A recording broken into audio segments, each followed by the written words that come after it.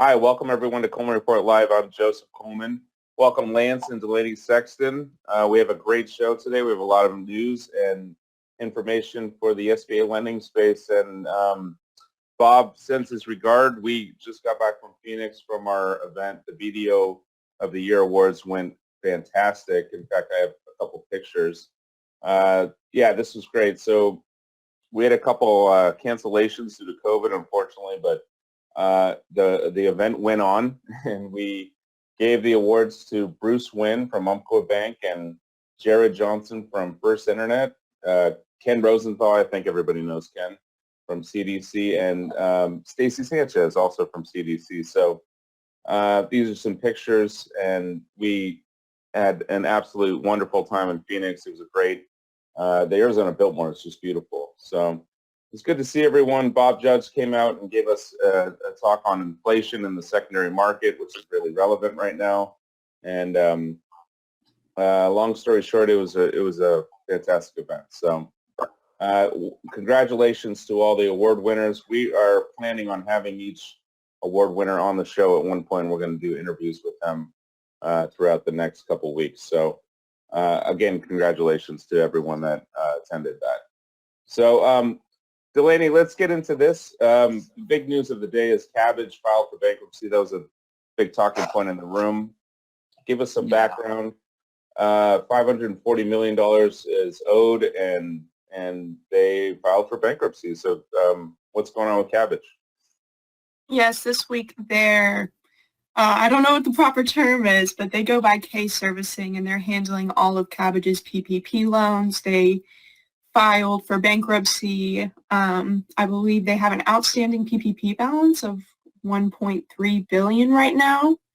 In addition, there's about 60,000 PPP loans that have been currently held up, unable to get forgiveness between the bankruptcy, multiple investigations by the Federal Trade Commission, House committees. So it seems like they've got a lot on their plate right now. In addition, some of the banks they were working with currently owe them money, and they're in other litigation related to that. Let's talk about the fintechs. Lance, we've been talking about it over the last year. Why are fintechs on the radar for the feds, and what's going on with loans? I think in PPP, especially when we started in 2020, you had a lot of existing banks that provided PPP loans to customers of their bank. Now, granted, that did not give PPP loans out to the underserved markets, but it certainly lowered the opportunity for fraud by doing so. And then the Biden administration and the administrator and the Treasury all decided that PPP loans should reach the underserved markets. And I get that. But in doing so, they approved some fintech lenders to participate in it. There's, fintech lenders are going out and marketing via, various social media, various electronic platforms, and they're bringing customers in that they've never met. They're doing the best they can to vet them for eligibility and to prevent fraud. But again, it's different.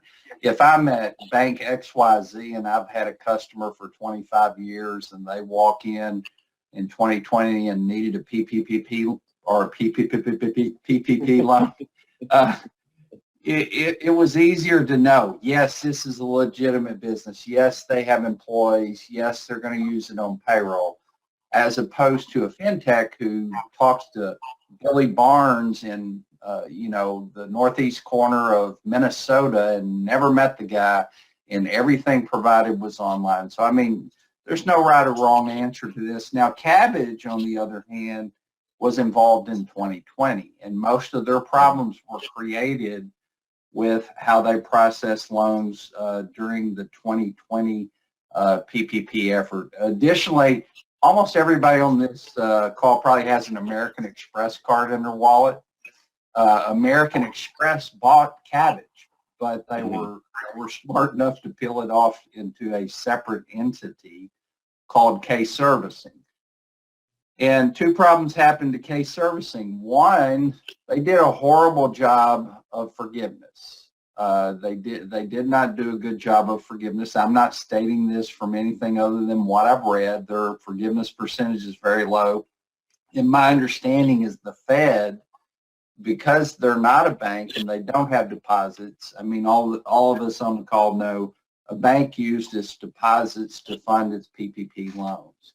An organization like Cabbage went out and borrowed money from the Fed to fund their PPP loans, and apparently they got a default notice from the Fed right before filing for bankruptcy. So, was it an issue of underwriting or was it an issue of forgiveness, in your opinion? I mean, I think probably a combination of the two things, but I almost have a feeling had they done a better job of forgiveness, the underwriting side might not have bubbled up so much. But kind of an interesting, and they were connected to a couple of great participant lending institutions. I just think they made some mistakes, and certainly not paying the Fed when you're supposed to is a huge mistake. Absolutely, yeah. Moving forward, I mean, we're just keeping an eye on fintechs, and I think this is the big story of the day. But I think this is going to be a constant theme going on. So, well, and I just want to say this, guys. This is kind of my political commentary. Lance's political commentary. Watch out. Fintech involvement in SBA lending greatly troubles me because I've been involved in 35 years. Unless they are working directly with an existing participant lending institution. Yeah. I don't mind fintech involvement if they're working with Bank XYZ that's done SBA lending for 20 years. I don't mind that, but just a standalone fintech, getting into the SBA space, we already have, some 14 approved small business lending companies in the SBA program that help to reach those underserved markets. But I have real concern about fintech lending without the cooperation or partnership of an existing SBA lender. Yeah. Yeah, excellent. Well, we'll keep an eye on it, and moving forward, again, fintechs is just an ongoing story. So this came up at the talk yesterday, actually, from one of the BDOs, and this is a broker that brought a deal in and then had a backroom deal at the end of the behind the scenes and started a marijuana business. And I know yesterday's news was big, but this goes back to 2018. And I know, Delaney, you might have looked at this, but this was brought up and just another example of a BDO bringing in a deal that they thought was going to be, good, and it turned out to be fraudulent. So, Delaney, what's going on with the Conrad Tabacchio? Mr. Conrad has been caught up in a web of lies, allegedly. As you already mentioned, the big story here is he obtained an SBA loan through a bank for about $1.5 million, initially claiming it was for a Western country-themed bar, and as you said, it ended up being for a marijuana business. But even beyond that, there were some other aspects, such as he was helping a client sell a building, was upcharging it, did not clarify that he was in connection with the people who bought it for the marijuana business. There's some forged names on this SBA loan application. Like I said, there's just a lot of lies, allegedly. We spent a lot of time on what the BDOs need to do, Lance, for background checks and doing your due diligence, and SAM.gov and CAVERS and all that good stuff. But there's a ton of websites that you can use to verify, right? So I think that's one of the critical elements that sometimes lenders forget about. You don't have to just rely on your typical KYC information that a bank would pull. One of my favorite things, I had a PPP borrower that just irritated the living daylights out of me. And I Google mapped him. I'm stalking his home online. I'm pulling up various online resources and looking and finding out information about this individual. One of the best ways to avoid these kinds of things is to not just that KYC, know your customer, but if you have any if you feel bad about something or not sure about a customer, do a little research or even have one of your employees do it for you. But it's interesting what you can find out. And I'll be the first person to tell you that everything you see, everything you find online is not necessarily true. But No. I love the people that do medical diagnosis. They get online and they look it up and they say you're going to have stomach pain, headaches. WebMD? No. You're never going to sleep again. And they self-diagnose online. And that's effectively what I'm encouraging lenders to do when you don't feel comfortable with a loan deal is do a little self-diagnosis or customer diagnosis online, because you can find out some interesting things. An example, I had a loan that came in. It was a customer I kind of knew.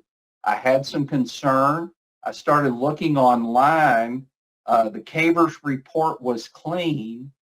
However, I found an entity that had defaulted on a loan that was connected to his name in a Google post. Yeah. And I continued to push, and we were able to determine it was not eligible. But if you just relied on CAVERS, you would have done the deal and gotten down the road guaranteed purchase and got denied. I think that the end of the story was interesting is that Conrad was not on the list of brokers that are barred from doing SBA loans, which is interesting, But so just do your due diligence and this is a case study from 4 years ago. However, it's very relevant today. So, Delaney, we have one last story. 5 IRS employees charged with fraud. That's concerning. They're on the other side, the dark side, and they got caught for fraud. What's going on with this? Yes. Now, it doesn't disclose this, but based on some of the aspects written here, I believe that they were collaborating on this. There's about 10 counts amongst them spread out.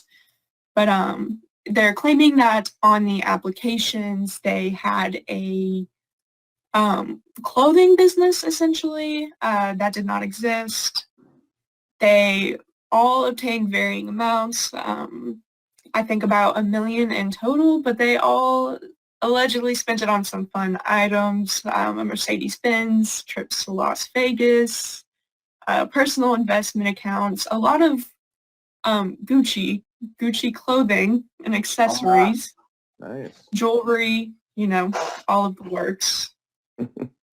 Lance, this goes back to the fact that, it doesn't matter if you're a lender or a borrower or a regulator. I mean, this is going to be with us for a while, and we're going to be talking about this for years. So, well, and I think that one of the things this story brings out, there are bad apples in all types of organizations. And I'm sorry to do this, guys, but I know we got a couple minutes, so I'm going to. Back to the story earlier in the week where the IRS is suddenly going to tax PPP loans that were forgiven. And remind the audience what's going on with that. So the IRS came out with a press release or some sort of notice that said the IRS is now going to tax any PPP forgiveness application that was not proper.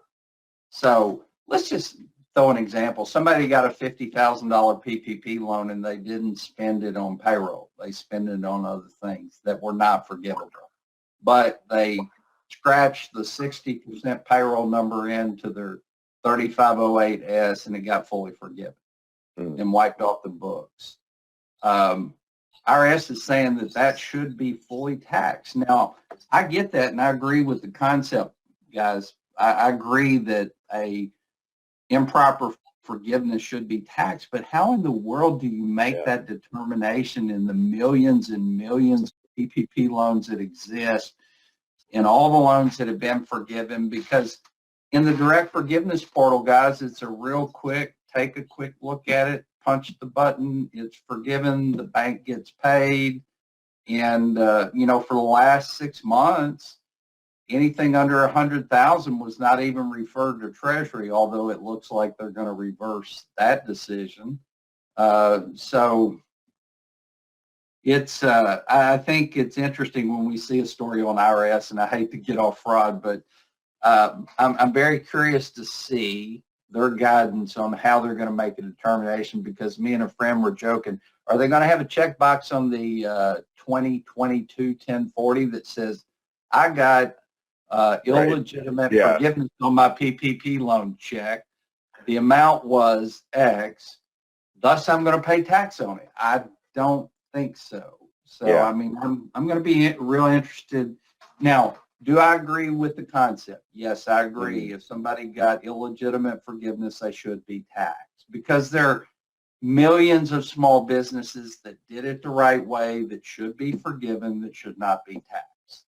But there are also a handful of people who got PPP loans, who got forgiven, who probably should not have been forgiven, that should be taxed. But how are they going to figure out who those people are? That's my question. Long process, and trust in the market. It may be 5 IRS employees here. No. We have a question. If it was illegitimate forgiven, it should have been paid back. Yes, thank you, Drews. If it was illegitimate, definitely it should be paid back. So, well, and the other thing that's interesting, and I'll shut up. The other thing that's interesting, let's say it was not forgiven. Well, no. If it's not forgiven and they paid it back, then it's just a loan that somebody paid back. Yeah. And that's fine. But anyway, it's an interesting, this week we've been dealt 2 or 3 very interesting stories, and the IRS story is certainly one of those. Affiliation, we've been talking about that for a while. In fact, yesterday it came up quite a bit. We're doing affiliation, ensure your compliance with the definitions and the correct decisions. Lance, we're doing that next Wednesday, and we're looking forward to it. I don't think we've done an affiliation webinar in a couple of years, so. We have not. Sign up for that. Send me an email if you want to attend.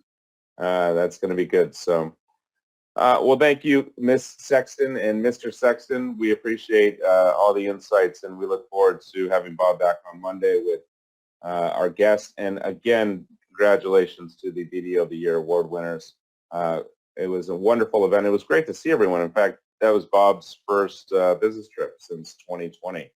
And wow. Bob Judge as well. So it's been a long time since we've seen our old friends, and getting back into the mix, it felt really good. So thank you, everyone, for joining Coleman Report Live. We look forward to seeing you next Monday. This concludes today's show. Thank you very much. Have a great weekend. Thank you for joining us today for today's episode. If you like today's content, hit that subscribe button to subscribe to our channel, and click that bell icon to get notified about our latest videos. Thank you again for joining us today and for supporting America's Main Street, one entrepreneur at a time. Catch you next time.